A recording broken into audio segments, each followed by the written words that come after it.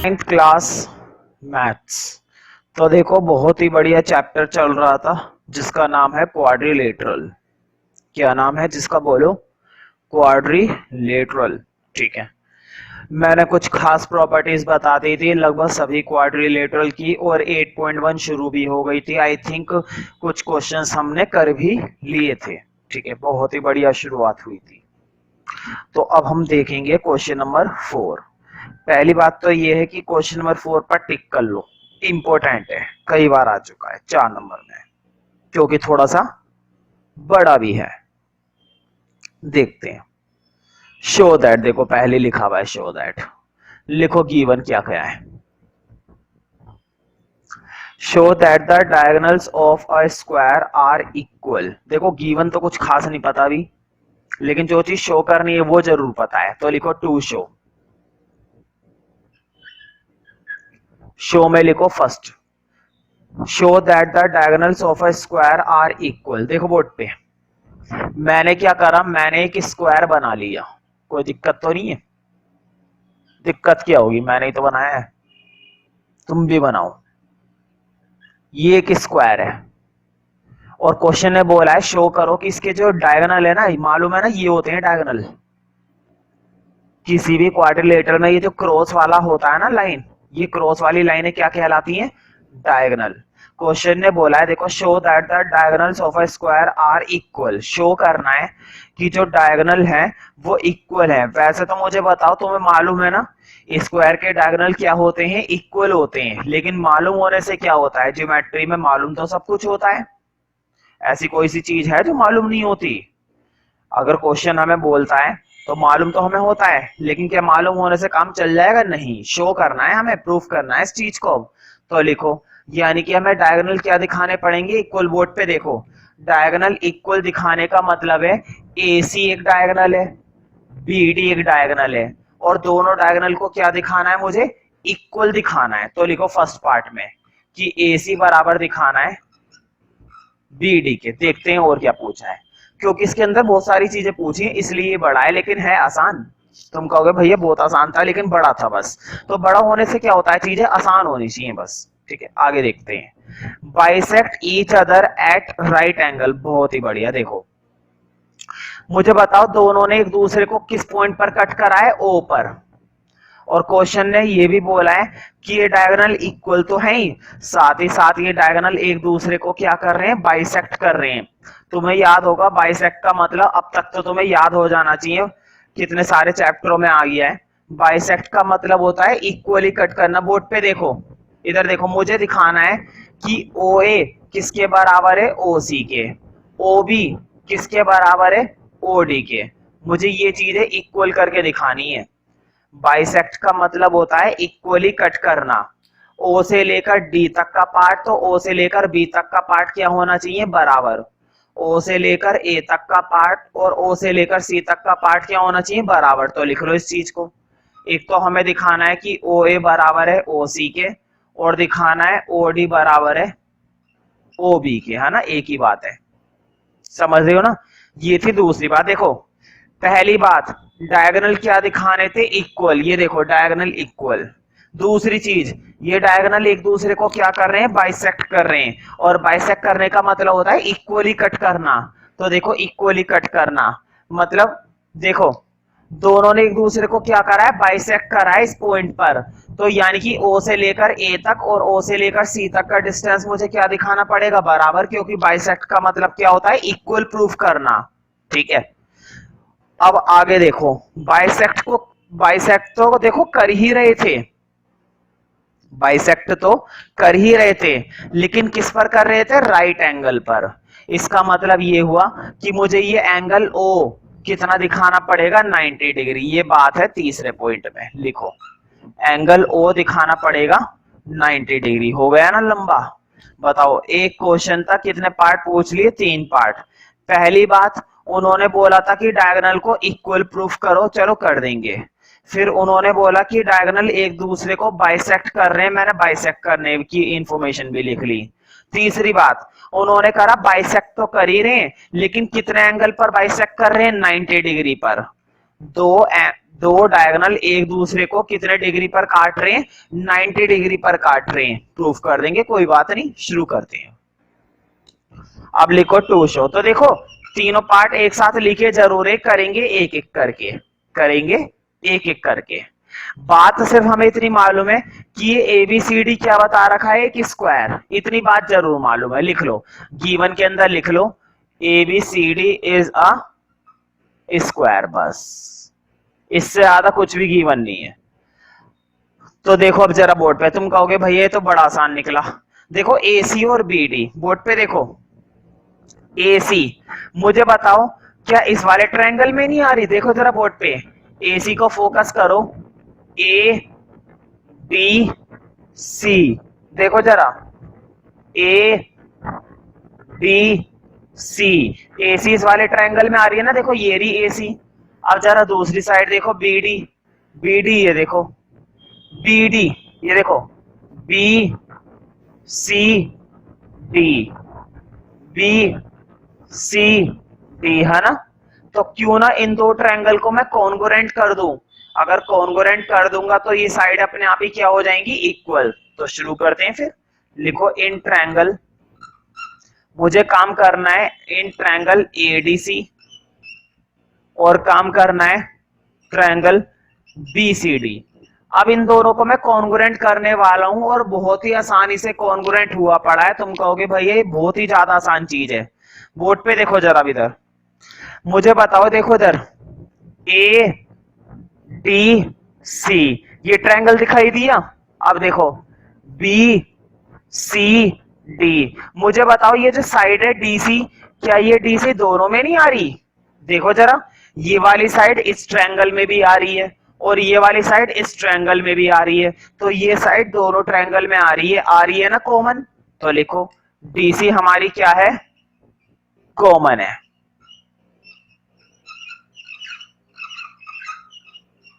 DC तो हो गई कॉमन, ठीक है। अब जरा एक चीज और देखो, मुझे बताओ स्क्वायर की चारों साइडें क्या होती हैं, बराबर। अब जरा बोर्ड पे देखो, ए डी सी, इस वाले ट्रायंगल में ये वाली साइड देखो, और अब इधर देखो बी सी डी, इस वाले ट्रायंगल में ये वाली साइड देखो। जब मैं बोर्ड पे देखने के लिए कहता हूं, खास करके ज्योमेट्री वाले चैप्टर में, तो फोकस होकर उस इमेज को देखे करो जो मैंने बोर्ड पर बना रखी है। अगर तुम सिर्फ उसको गौर से देखते हो ना मेरे कहने पर, तो तुम्हें आधी चीजें वहीं पर समझ में आ जाएंगी। अगर थोड़ी सी भी नजर हटी, ठीक है, अगर तुम उस पर ध्यान नहीं देते हो, तो फिर ज्योमेट्री में समझ में नहीं आएगा। फिर से देखो ए डी सी, ये वाली साइड गौर करी। अब देखो बी सी डी, इस ट्रायंगल की ये वाली साइड गौर करी। मुझे बताओ आमने सामने की साइड है तो छोड़ो, स्क्वायर में चारों ही साइडें बराबर होती हैं। जरूरी नहीं है सिर्फ आमने सामने की, सारी साइडें बराबर होती हैं।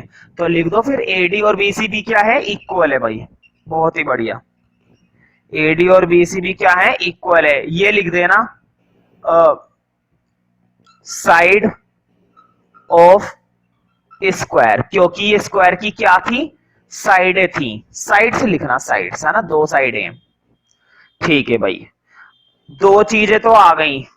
अब या तो एक एंगल और मिल जाए, या फिर एक साइड और मिल जाए। मिल जाएगा, क्यों टेंशन ले रहे हो? देखो अभी जरा, मुझे बताओ स्क्वायर के अंदर चारों एंगल कितने डिग्री के होते हैं, 90 डिग्री। बोर्ड पे देखो अब जरा, फिर से बोर्ड पे देखो, बस देखो ए बी सी, इस एंगल पर गौर करा, ठीक है। अब इधर देखो बी सी डी, इस एंगल पर गौर करा।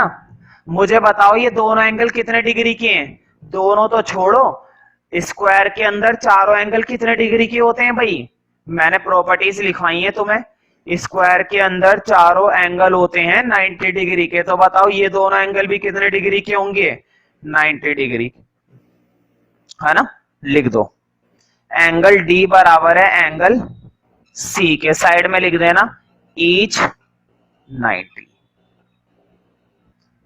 तो लिखो therefore triangle A D C congruent, है ना, टू ट्रायंगल BCD। साइड में क्राइटेरिया जरूर लिखना। देखो बोर्ड पे क्राइटेरिया पहचानने का काम कैसे करना है।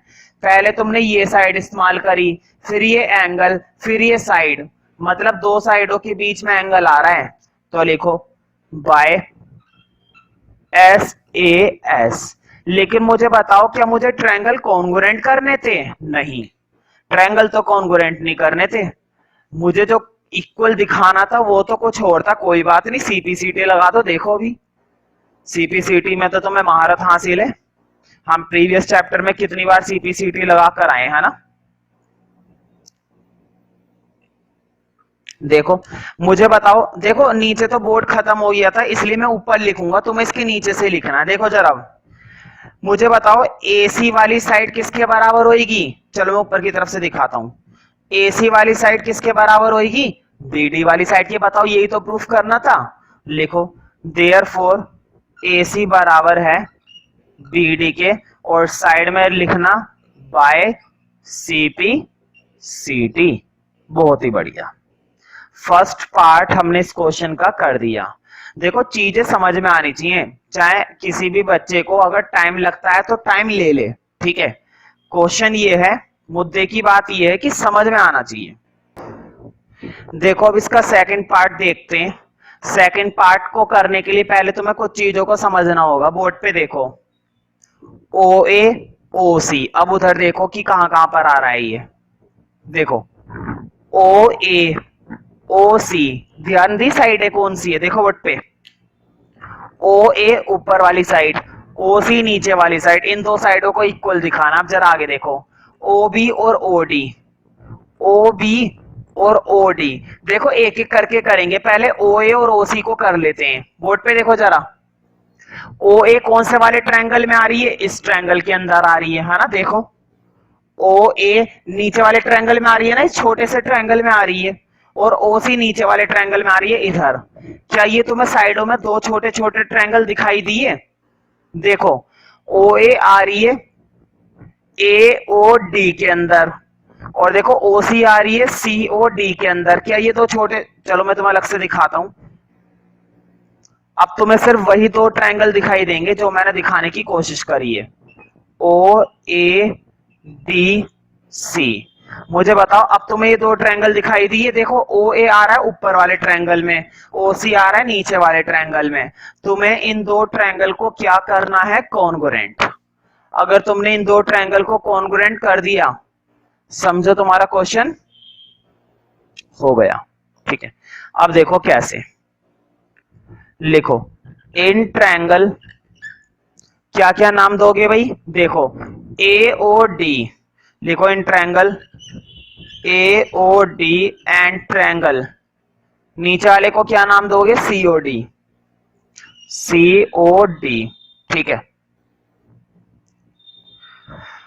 अब देखते हैं इन दो ट्रायंगल को कॉन्ग्रुएंट करने के लिए हमें क्या क्या करना पड़ेगा। मुझे बताओ, दोनों ट्रायंगल के अंदर OD आ रही है ना। देखो OD वाली साइड इस ट्रायंगल में भी चिपकी भी है, और OD वाली साइड उस ट्रायंगल में भी चिपकी भी है, तो यानी कि OD दोनों के अंदर कॉमन है। साइड में लिखना कॉमन, ठीक है। अब मुझे बताओ, इस वाले ट्रायंगल की ये वाली साइड और नीचे वाले ट्रायंगल की ये वाली साइड, क्या ये दोनों साइडें बराबर होंगी? बिल्कुल। मुझे बताओ, स्क्वायर की चारों साइडें बराबर नहीं होती क्या? तो ये दो साइडें बराबर नहीं हो सकती, ये दो साइडें भी बराबर हैं। अगर ये दो साइडें बराबर है तो इसका मतलब है कि AD बराबर है DC के। साइड में लिख देना साइड्स ऑफ स्क्वायर, है ना, क्योंकि ये किसकी साइड थी भाई? स्क्वायर की, इसलिए बराबर थी। अब या तो एक एंगल और मिल जाए या फिर एक साइड और मिल जाए। बिल्कुल एक एंगल मिला मिला है, देखो पहचानो कौन सा।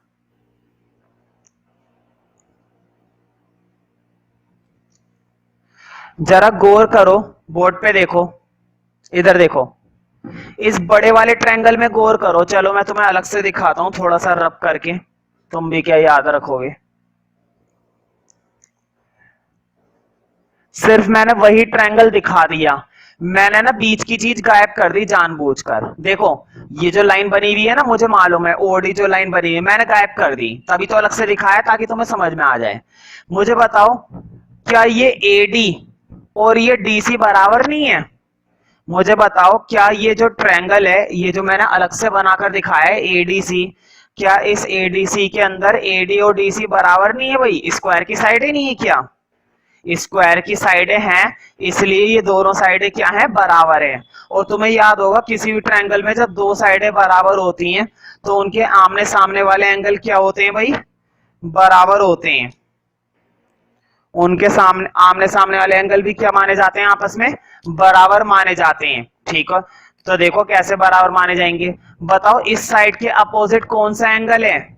ये वाला। और इस साइड के अपोजिट कौन सा एंगल है? ये वाला। अगर तुम इनको नाम दे देते हो 1 और 2, तो क्या ये 1 और 2 बराबर होंगे या नहीं होंगे? उस केस में बराबर होंगे ना। और अगर बराबर हैं तो लिख दो एंगल, पहले नाम दे दो इनको, इधर 1 और 2 लिखो। एंगल 1 बराबर है एंगल 2 के, साइड में लिख देना opposite angles of equal sides, है ना। इक्वल साइड के आमने सामने वाले अपोजिट एंगल, मतलब अपोजिट एंगल भी क्या होते हैं? इक्वल ही होते हैं। अब देखो क्या क्या क्राइटेरिया लगेगा। साइड साइड एंगल, है ना, दो साइडें एक एंगल है, तो लगा देते हैं क्राइटेरिया, बहुत ही बढ़िया क्राइटेरिया है। लिखो देयरफॉर ट्रायंगल, क्या नाम दिया था भाई मैंने? ए ओ डी था, and C congruent to triangle C O D. और साइड में क्राइटेरिया जरूर लिखना बाय साइड साइड एंगल, है ना। लेकिन हमें ये तो ट्रायंगल कॉन्ग्रुएंट थोड़ी ना करने थे, हमें तो वो साइड इक्वल दिखानी थी। कोई बात नहीं, लगा दो सीपीसीटी, देखो कितनी आसानी से होगी अभी ये। बताओ एओ किसके बराबर आ गया? सीओ के। एओ किसके बराबर आ गया? सीओ के। अब तुम्हें ना यही काम दूसरे पार्ट के लिए करना है। मुझे बताओ यहाँ पर एक चीज और भी तो दे रखी थी प्रूफ करने के लिए, ओ ए ओ सी के दिखाना था और ओ बी किसके दिखाना था? ओ डी के। तो देखो ज्योमेट्री में ये चीज बहुत चलती है, तुमने इसको करके दिखा दिया ना, उसको करने के लिए दोबारा मेहनत करने की जरूरत नहीं है। उसके लिए तुम लिख सकते हो सिमिलरली, लिख दो similarly O B equal to O D. उसी तरह से हमारा ओ बी और ओ डी भी क्या माना जाएगा? आपस में इक्वल माना जाएगा। उस केस में हमारा ओ बी और ओ डी भी क्या माना जाएगा? इक्वल। ठीक है, तो देखो अब लास्ट पार्ट बचा है बस।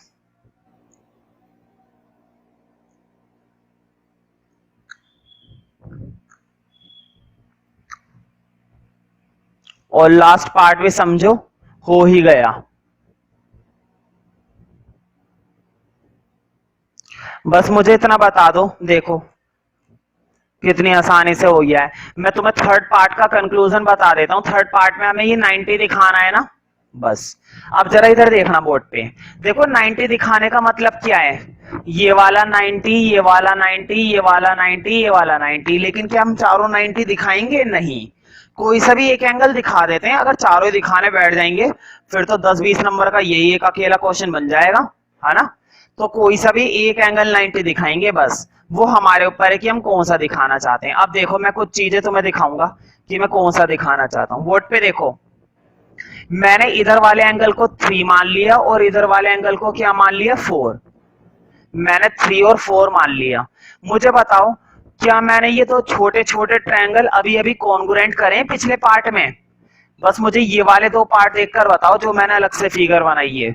मुझे बताओ क्या ये तो छोटे छोटे ट्रायंगल में भी कभी कॉन्ग्रुएंट नहीं करके आया हूं?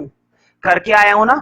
बताओ क्या कॉन्ग्रुएंट करके आया हूं? लिखो, तुम्हें लिखना है, लिखो triangle A O D congruent करके आया हूं ट्रायंगल सी ओ डी के। ये करके आया था ना मैं कॉन्ग्रुएंट। तुम सोच रहे होंगे मैं इस कॉन्ग्रुएंसी की बात को दोबारा से क्यों उठा रहा हूं। मुझे बताओ अगर मैं ये दो ट्रायंगल कॉन्ग्रुएंट करके आया हूं, फिगर में देखो नीचे वाली फिगर में, अगर मैं इन दो ट्रायंगल को कॉन्ग्रुएंट करके आया हूं तो 3 और 4 भी आपस में कोरस्पॉन्डिंग नहीं है। देखो इधर देखो फिगर में, ओ और ओ इधर देखो ओ और ओ, और उधर देखो 3 और 4 कॉरस्पॉन्डिंग नहीं माने जाएंगे? बताओ ये एंगल भी क्या है, ओ ही तो है, ये एंगल भी क्या है, ओ है। तो लिखो एंगल 3 बराबर है एंगल 4 के, साइड में जरूर लिखना कि ये कहां से आया है, सीपीसीटी से। तुम सोच रहे होंगे मुझे 3 और 4 को इक्वल क्यों कर दिया बेमतलब में, हमें तो 90 दिखाना है एंगल ओ को, हमें एंगल ओ को क्या दिखाना है, 90। तो मैंने 3 और 4 को बराबर क्यों करा, क्या फायदा इनको करने का, अभी देखो क्या फायदा है। बस मुझे इतना बताओ, 3 और 4 मिलकर लीनियर पेयर बना रहे हैं, बताओ एक ही लाइन पर बनने वाले एंगल का सम लीनियर पेयर होता है, और वो कितना होता है, 180। लिखो 3 + 4 किसके बराबर है, 180 के। मुझे बताओ 3 और 4 बराबर है ना, देखो 3 की जगह 4 और 4 की जगह 3 डाल सकते हैं। तो मैंने दोनों को क्या कर दिया, एंगल 4 और एंगल 4 इक्वल टू 180। 4 और 4 कितने हो जाएंगे, 2 एंगल 4। हाँ 2 से ये काट दो, 180 90 पर। तो मुझे बताओ क्या मैंने एंगल ओ, बताओ 4 भी क्या है, एंगल ओ ही तो है, एंगल ओ कितना दिखा दिया, 90। तो इस तरह से हमने इस क्वेश्चन के तीनों पार्ट कर दिए। देखेंगे नेक्स्ट क्वेश्चन, क्वेश्चन नंबर 5। इन क्वेश्चंस की एक बार प्रैक्टिस बिना देखे घर पर जरूर करके देखना, क्योंकि अगर तुम घर पर इन्हें खुद से देखते हो प्रैक्टिस करके और फिर भी समझ में नहीं आता है, तो एक बार रजिस्टर में से सॉल्यूशन समझ लो, फिर उसे दोबारा करके देखो, फिर भी समझ में नहीं आता है तो पूछो मुझसे, ठीक है। शो क्वेश्चन नंबर 5 पर टिक कर लेना। Show that if the diagonals of a quadrilateral are equal and bisect each other then it is a square. उन्होंने कहा है, देखो बोर्ड पे 2-3 बातें इसने बोली है, शो कर, ये देखो मैंने तुम्हें पहले ही बता दिया है, ये जो इफ वाली बातें होती है ना, इफ वाली बातें जो होती हैं, ये बातें हमें गिवन होती हैं, ये चीज हमें क्या है, गिवन है इस क्वेश्चन के अंदर। जब भी किसी क्वेश्चन के अंदर कोई डिटेल अगर इफ करके लिखी हुई है, तो वो इफ करके जो डिटेल लिखी हुई है वो चीज हमें गिवन है, वो चीज हमें क्या है, गिवन है। तो देखते हैं, अब पहले क्वेश्चन नंबर 5 डाल दो, अब लिखो गिवन। तो देखो गिवन क्या है, उसको लिखने की जरूरत नहीं है, सीधा लिखना टू शो या टू प्रूव, है ना। जैसे कि इस क्वेश्चन में क्या बोला है, लास्ट में देखो, स्टार्टिंग में देखो शो करने के लिए बोला है ना, तो टू शो लिख लो।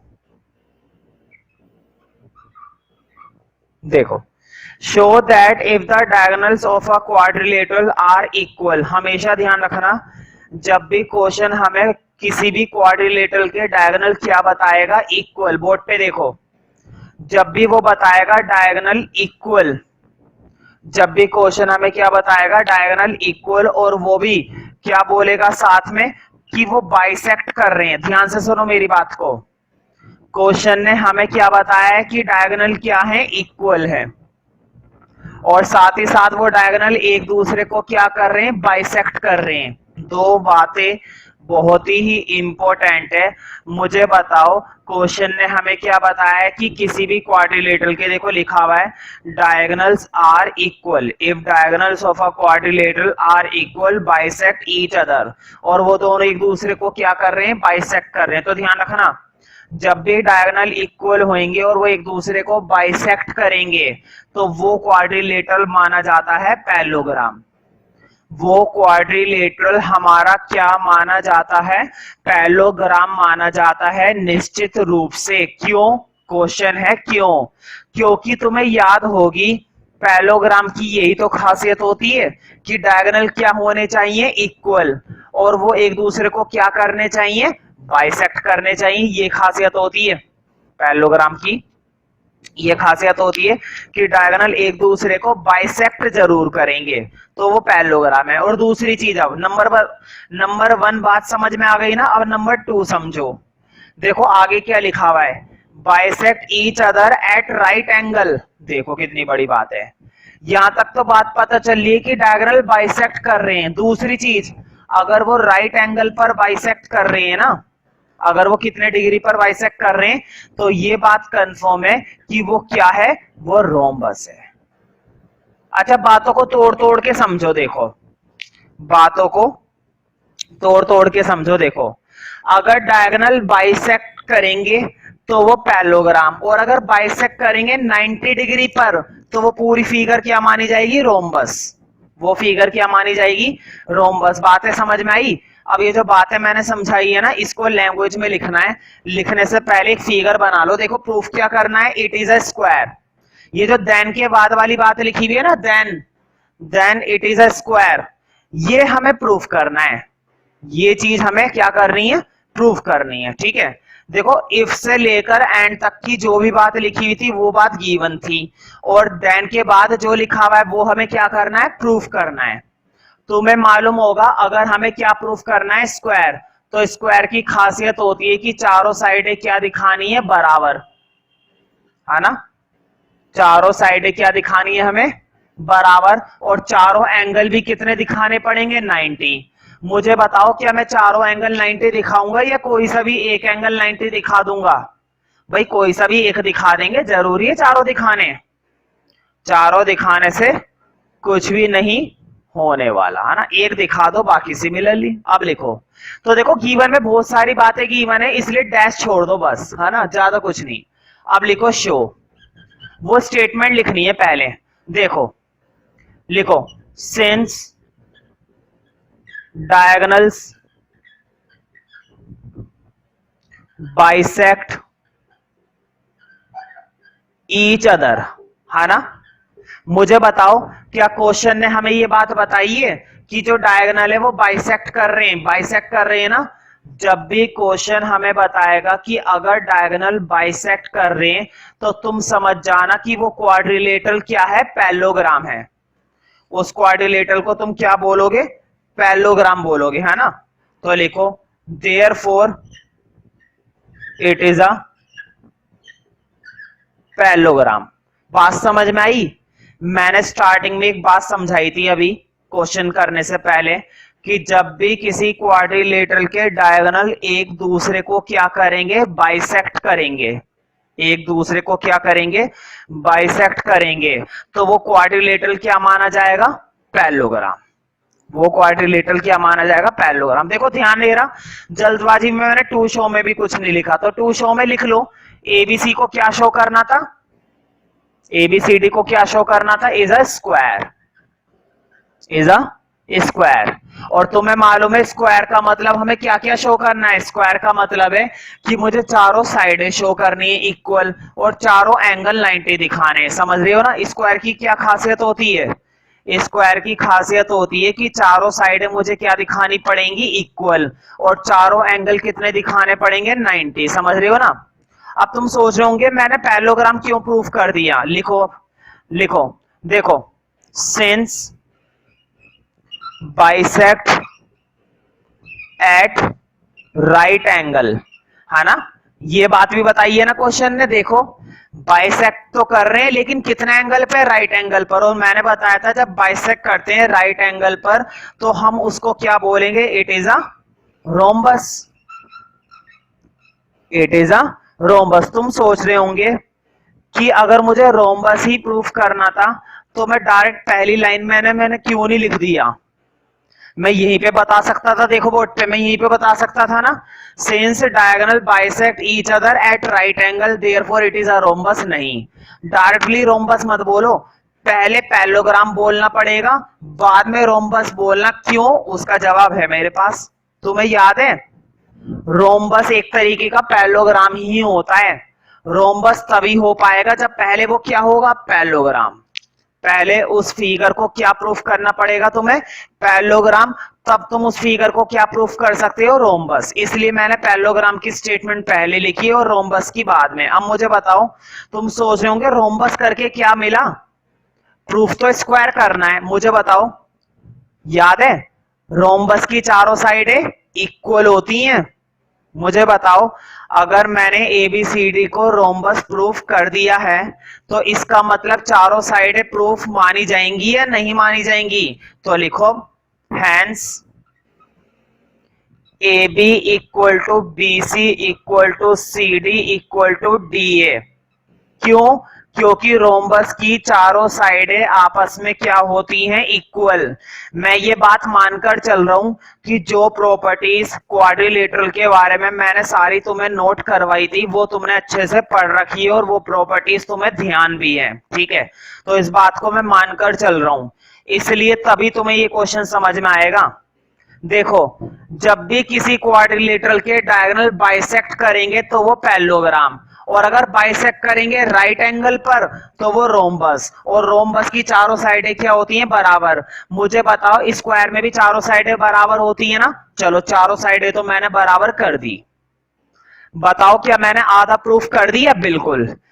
मैंने बताया था स्क्वायर के अंदर चारों साइडें बराबर होती हैं और मैंने चारों साइडें बराबर कर दी। अब फर्क इतना है कि मुझे एक एंगल क्या दिखाना है? 90। कोई बात नहीं, मैं दिखा दूंगा वो भी। देखो अब जरा, उसको भी मैं 90 दिखा दूंगा। तो देखो, 90 दिखाने के लिए तुम्हें दो ट्रायंगल के अंदर काम करना पड़ेगा। 90 करने के लिए तुम्हें दो ट्रायंगल में काम करना है। बोर्ड पे देखो, एक काम करना है तुम्हें एडीसी में और एक काम करना है बीसीडी में। दो ट्रायंगल दिखाई दे रहे हैं? देखो जरा, मैंने इस लाइन को हटा दिया, अब तुम्हें दो ट्रायंगल दिखाई दे रहे होंगे। बोर्ड पे देखो, ए डी सी। अब देखो, बी सी डी। क्या ये दो ट्रायंगल दिखाई दिए? लिखो फिर, लिखो इन ट्रायंगल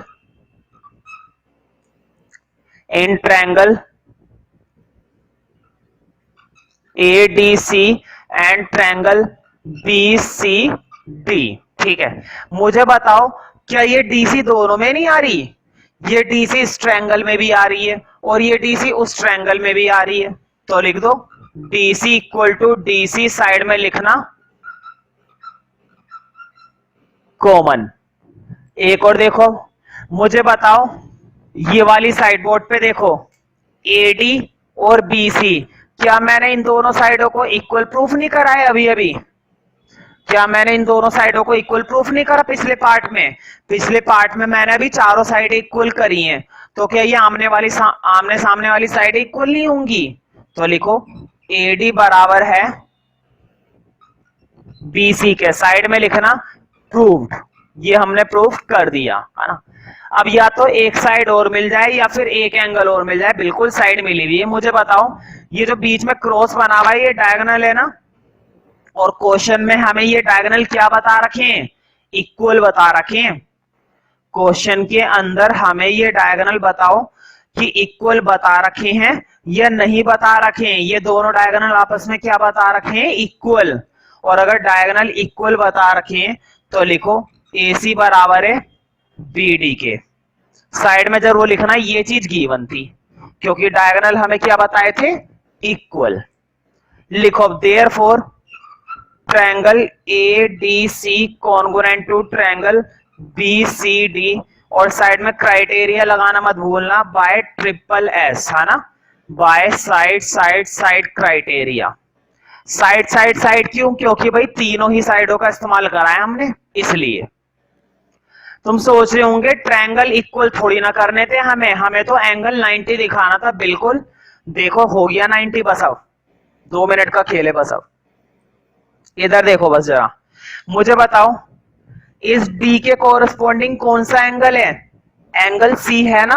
देखो बोर्ड पे, डी के कोरस्पॉन्डिंग सी नहीं है क्या? तो एंगल डी एंगल सी के बराबर है, साइड में जरूर लिखना बाय सीपी सीटी। अब बस मुझे इतना बताओ कि किसी भी क्वाड्रिलेटरल के अंदर वाले लगातार एंगल का सम 180 होता है ना। बोर्ड पे देखो, एक एंगल ये और एक एंगल ये। मैंने तुम्हें बताया था कोई सा भी क्वाड्रिलेटरल हो, पैरेललोग्राम हो, रेक्टेंगल हो, रोम्बस हो, स्क्वायर हो, ट्रेपेजियम हो, दो लगातार एंगल का सम कितना होता है? 180। लगातार एंगल समझ रहे हो इसका मतलब क्या है? देखो बोर्ड पे, मान लो मैंने मजे में कोई सा भी एक क्वाड्रिलेटरल बना दिया रफली, लगातार एंगल इसे कहते हैं। ये इसके बाद वाला वो, ठीक है। अब देखो, ये इसके बाद वाला ये, ये इसके बाद वाला ये ऐसे, ठीक है। क्या ये लगातार एंगल होंगे? ये आया फिर ये आया, नहीं, ये अपोजिट एंगल होंगे, लगातार एंगल नहीं होंगे। कॉन्सिक्यूटिव एंगल की बात कर रहा हूं मैं। कॉन्सिक्यूटिव होते हैं ये वाले, कॉन्सिक्यूटिव मतलब लगातार, ठीक है। रीजन देना पड़ेगा ना। तो देखो एंगल डी और एंगल सी का सम कितना है? 180, लेकिन रीजन देना पड़ेगा। लिखो लिखो, कॉन्सिक्यूटिव, कॉन्सिक्यूटिव का मतलब होता है लगातार। कॉन्सिक्यूटिव इंटीरियर एंगल्स, इंटीरियर मतलब अंदर वाले। मुझे बताओ, मैंने क्वाड्रिलेटरल के अंदर वाले एंगल का इस्तेमाल करा है ना, इसलिए क्वाड्रिलेटरल के अंदर वाले एंगल का सम कितना? 180। अब मुझे बताओ डी सी के बराबर तुमने प्रूफ कर रखा है, तो डी की जगह सी या फिर सी की जगह डी डाल सकते हो। देखो इधर, क्या तुम एंगल सी की जगह डी नहीं डाल सकते या डी की जगह सी नहीं डाल सकते? कुछ भी डाल लो जो तुम्हें पसंद है, दोनों को सेम कर दो बस। बताओ एंगल सी और एंगल सी, 2 एंगल सी और 2 इधर कट जाएगा ना 180 से 90 पर। बताओ क्या तुमने एक एंगल 90 दिखा दिया? अगर एक एंगल 90 दिखा दिया तो सिमिलरली लिख देना सारे एंगल भी क्या हो गए? 90। लिख लेना सिमिलरली अदर एंगल्स। लिखो therefore ABCD is a square. क्यों? क्योंकि भाई साइड तुमने पहले इक्वल कर दी थी, एंगल तुमने अब इक्वल कर दिए, साइड भी इक्वल दिखा दी, एंगल भी तुमने इक्वल 90 दिखा दिए। इसका मतलब ये हुआ कि ये जो ABCD है ये हमारा क्या माना जाएगा? स्क्वायर। इसको हम क्या बोलेंगे? स्क्वायर।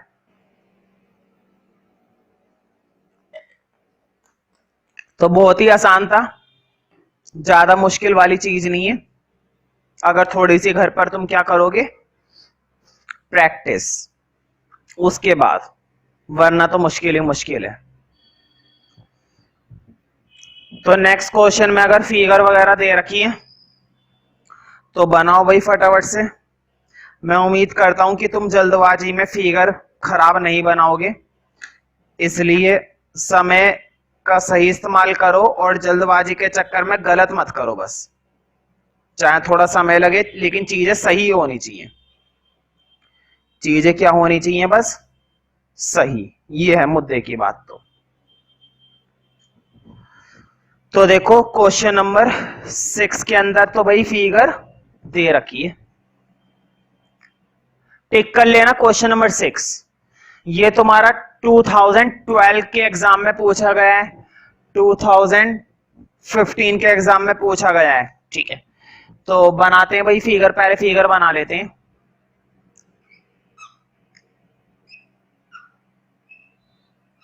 है ना, कुछ ज्यादा ही मैंने थोड़ी ढंग से बना लेता हूं। देखो शायद ये पैरेललोग्राम है,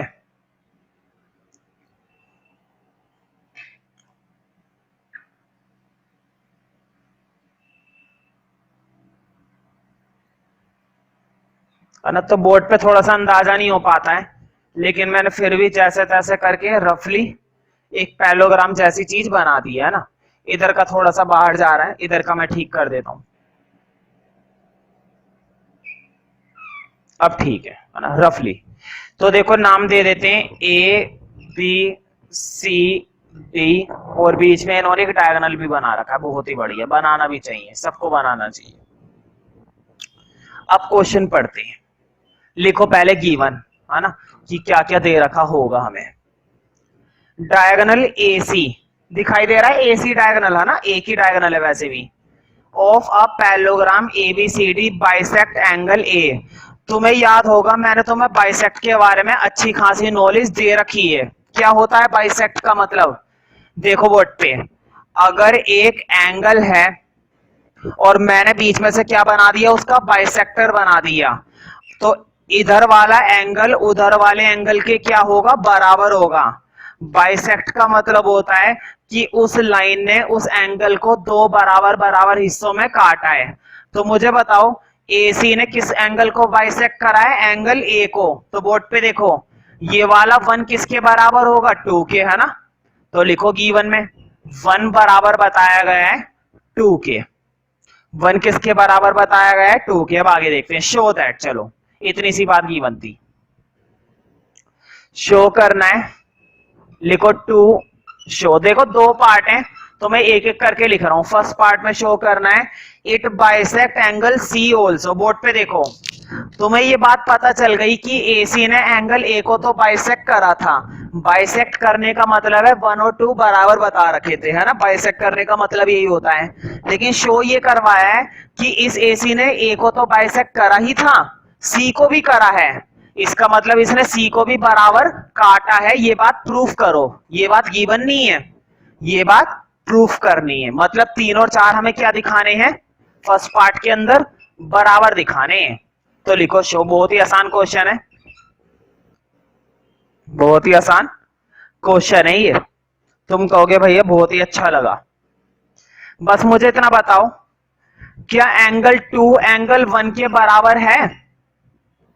क्या एंगल 2 एंगल 1 के बराबर है या नहीं है? बराबर, बराबर है ना, क्योंकि देखो क्वेश्चन में बता रखा है। तो साइड में लिखो गिवन, है ना। साइड में क्या लिखना पड़ेगा तुम्हें, गिवन लिखना पड़ेगा। अब मुझे बताओ, इस तरह के ये जो एंगल होते हैं, बोर्ड पे देखो, इस तरह के ये जो एंगल होते हैं, क्या ये अल्टरनेट एंगल होते हैं? क्या इन एंगल को अल्टरनेट नहीं बोलते भाई? दो पैरेलल लाइन के बीच में अगर कोई इस तरह से एंगल बनते हैं तो वो एंगल कौन से होते हैं? Alternate angle. और इन एंगल की खासियत होती है कि ये बराबर है। तो मुझे बताओ, 3 के अल्टरनेट यहां पर कौन सा एंगल आ रहा है? 2 ना। देखो 3 के अल्टरनेट कौन सा एंगल आ रहा है? एंगल 2। तो लिख दो एंगल 2 बराबर है एंगल 3 के। साइड में लिखना जरूर अल्टरनेट एंगल्स हैं। कौन से एंगल्स हैं ये? हमारे अल्टरनेट एंगल्स हैं। ये एंगल हमारे कौन से हैं? Alternate angles. तो अब जरा एक चीज और गौर करो, अगर ये अल्टरनेट एंगल्स हैं तो गौर करो, ये 4 वाला अल्टरनेट नहीं है 1 के। देखो जरा, मैं तुम्हें अलग से फिगर बना के दिखाता हूं। इस पेज थोड़ा सा कम है इसलिए मैं इधर रब कर रहा हूं।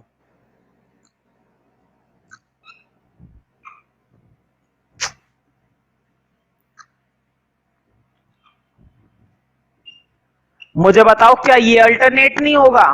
भाई फिगर को थोड़ा सा घुमा दिया है, बस फिगर को थोड़ा सा क्या कर दिया, तिरछा कर दिया है। तो क्या ये अल्टरनेट नहीं माना जाएगा? इसी फिगर को ऐसे देखोगे तो क्या ये अल्टरनेट नहीं है? तो मुझे बताओ, यहां पर 4 किसके बराबर होगा? 1 के। तो इसका मतलब ये हुआ कि एंगल 4 हमारा किसके बराबर है? एंगल 1 के। साइड में तुम्हें इसमें भी क्या रीजन देना पड़ेगा? Alternate angles. रीजन इसमें भी क्या लगाना पड़ेगा तुम्हें? Alternate angles. अब देखो, अब तो ये हो गया। अब इस क्वेश्चन में कुछ भी नहीं रहा और ये क्वेश्चन बिल्कुल बच्चों वाला बन चुका है। देखो कितनी आसानी से ये हो जाएगा। देखो बोर्ड पे, तुम्हें बस प्रूफ करने के लिए क्या करना था? 3 और 4 को बराबर दिखाना था, है ना। प्रूफ करने के लिए 3 और 4 को क्या दिखाना था? आपस में इक्वल दिखाना था। और अब हम इक्वल दिखा देंगे। बस मुझे इतना बताओ, क्या 1 की जगह मैं 2 नहीं डाल सकता अगले स्टेप में? देखो देखो इधर बोर्ड पे एंगल 1, इधर देखो, ये जो एंगल 1 है, क्या एंगल 1 किसके बराबर है? एंगल 1 2 के बराबर है या नहीं है? है ना। लिखो एंगल 4 बराबर आ गया एंगल 2 के। अब मुझे बताओ, एंगल 2 और एंगल 2 किसके बराबर है? एंगल 3 के। तो एंगल 4 और इस 2 की जगह क्या डाल दूंगा? एंगल 3। मुझे बताओ, क्या एंगल 4 और एंगल 3 हमने बराबर कर दिया? देखो चलो मैं एक बार फिर से रिपीट कर देता हूं, बस थोड़ी सी कंफ्यूजन है सिंपल, लेकिन देखो कोई बात नहीं, एक बार और देखो फिर से। मैं जितना मर्जी बताऊं मुझे कोई प्रॉब्लम नहीं है। ये लो, चलो मैंने ये स्टेप भी हटा दिया ना। ये लो, तुम्हारे लिए मैंने एक बार और मार्कर खर्च करने के लिए तैयार हूं। देखो अब जरा, यहां तक तो समझ में आ ही गया होगा, ये दोनों अल्टरनेट से आए, वो गिवन से आया है, ठीक है। अब देखो जरा, मुझे बताओ, एंगल 1 की जगह, इधर देखो, एंगल 1 की जगह एंगल 2 डाल सकता हूं ना, क्योंकि 1 किसके बराबर है? 2 के। डाल दो, डाल दिया। अब जरा इधर देखो, एंगल 1 की जगह तो तुमने यहां पर एंगल 2 डाल दिया। अब जरा इधर देखो, एंगल 2 अल्टीमेटली किसके बराबर है? एंगल 3 के बराबर है। तो मैंने अगले स्टेप में क्या करा है, एंगल 2 की जगह क्या डाल दिया फाइनली, एंगल 3। क्यों डाला? तुम पूछोगे क्यों डाला? क्यों भाई, क्यों नहीं डालोगे? प्रूफ नहीं करना क्या? प्रूफ तो तभी होएगा ना जब तुम क्या डालोगे, 3। क्या 2 डालने से प्रूफ हो रहा है? हमें 3 और 4 को बराबर दिखाना था, ना कि 4 और 2 को। खैर हमने बराबर कर दिया। और कितनी आसानी से प्रूफ कर दिया हमने। इसका मतलब ये हुआ कि एसी ने एंगल सी को भी बाइसेक्ट करा था, और जरूर करा था। अब जरा सेकंड पार्ट देखते हैं कि सेकंड पार्ट में क्या प्रूफ करने के लिए बोला है। ABCD is a rhombus. बहुत ही बढ़िया। मुझे बताओ, देख चलो पहले लिख लो, एबीसीडी क्या प्रूफ करना है इस बार? रोम्बस। मुझे बताओ, रोम्बस में चारों साइडें क्या दिखानी होती है? बराबर, है ना? कोई बात नहीं, कर देंगे, लिखो। इन ट्रायंगल, देखो चारों साइडें बराबर करनी है। देखो एक ट्रायंगल तो मैं ले रहा हूं, ये ए बी सी नीचे वाला, ए बी सी, और एक ट्रायंगल ले रहा हूं ऊपर वाला, C D A, triangle C D A. इन दोनों को जैसे तुम कॉन्ग्रुएंट कर दोगे ना, इन दोनों को तुमने जैसे ही कॉन्ग्रुएंट कर दिया, समझो तुम्हारा एबीसीडी रोम्बस आ गया। तुम्हें मालूम है हमें चारों साइडें क्या दिखानी है? बराबर दिखानी है। चारों साइडें नहीं दिखाएंगे, कोई सी भी दो साइडें दिखा देंगे, एडजेसेंट साइडें दिखा देंगे, कोई सी भी दो बराबर, ठीक है। और उन्हीं से सिमिलरली करके लिख देंगे। अब देखो इन दो ट्रायंगल को कॉन्ग्रुएंट करने से बात बन जाएगी, और कॉन्ग्रुएंट हो भी रहे हैं। देखो अब जरा मुझे बताओ, इस वाले ट्रायंगल की ये ए बी और उस वाले ट्रायंगल की ये डी सी, क्या ये दोनों बराबर मानी जाएंगी? बिल्कुल। क्यों? क्योंकि ये फिगर हमें क्या बताई गई है? पैरेललोग्राम।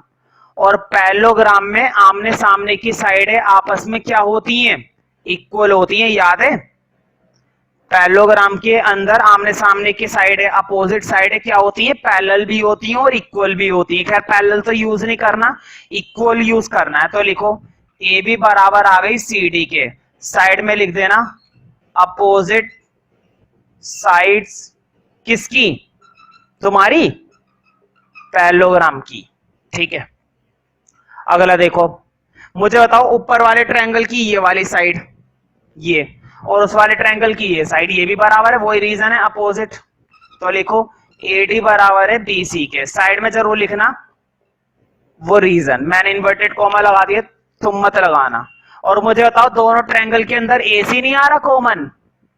क्या दोनों ट्रायंगल के अंदर एसी कॉमन नहीं आ रहा? एसी उस ट्रायंगल में भी आ रहा है और एसी इस ट्रायंगल में भी आ रहा है। तो लिखो एसी और एसी बराबर है, साइड में लिख देना कॉमन। बताओ क्राइटेरिया कौन सा लगेगा?